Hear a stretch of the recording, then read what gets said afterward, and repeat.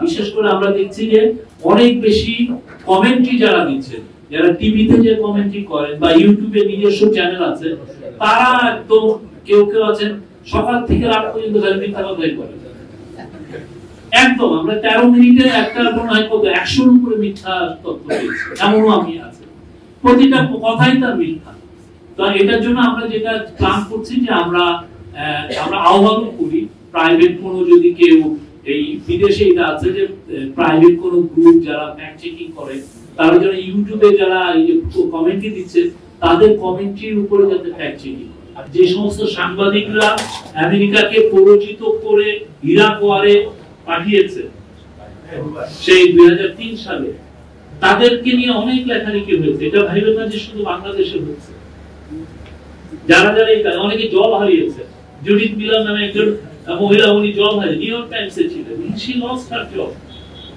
এটা শুধু বাংলাদেশে হচ্ছে তা না, তারা একটা মানে ডিটেইল বলেছে, রূপ কথা বলেছে যে ইরাকে উইপেন্স অফ ম্যাস ডিস্ট্রাকশন আছে, এবং এটা উইপেন্স অফ ম্যাস ডিস্ট্রাকশন আছে বলে ইউএস গভর্নমেন্টকে পরিচিত করেছে ইরাক আক্রমণ। কি হলো শেষে 1 মিলিয়ন লোক মারা গেছে উইপেন্স অফ ম্যাস ডিস্ট্রাকশন। তো তাদের পেইলুডটা তো তারা তাদের সোসাইটিতে এটাকে দিবে হচ্ছে, আপনি পারলে গুগল করে দেখবেন। তো বাংলাদেশেও তো এই জার্নালিজমের পেইলুড হয়েছে, অনেকে ওই কথাটা এখন আনতেই চান না, অনেকে সুশীল সাজেন এখন, তারা তো সেই সময় এই ধরনের এই কাজগুলো করেছেন। তো এই জিনিসগুলো আমরা এই পেইলুডগুলো আমরা জানতে চাই, গভর্নমেন্ট কি আপনাদের হয়ে সব করে দিবে, এটা চেয়েও আমার মনে হয় ইউনিয়ন এই আওয়াজটা তোলা উচিত। এই নেগোসিয়েশনটা তো হচ্ছে ইউনিয়নের সাথে মালিকদেরকে ইউনিয়নরা বলবে যে আমরা 5 দিন ছুটি চাই বা 4 দিন ছুটি চাই, বা আমরা ছুটি চাই না, বা আমরা কাজ করব, বা ওই যে কয়েকদিন কাজ করব সেটার বিনিময়ে আমার এক্সট্রা বেনিফিট দিতে হবে। সেই যে এই ইস্যুগুলো তুলবে এটা কে?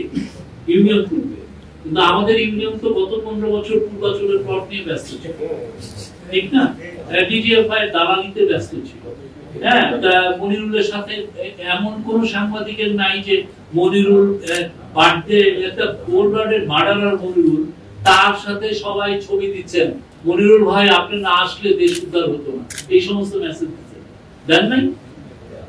কত লোক মনিরুলকে বার্থডেতে উইশ করেছে, আমরা জানতাম সে কি ধরনের হিউম্যান রাইটস অ্যাবিউজ করছে, তারপরে তো এই কাজ করছে। এখন আমার মনে হয় ইউনিয়নের উচিত এই আওয়াজগুলো তোলা।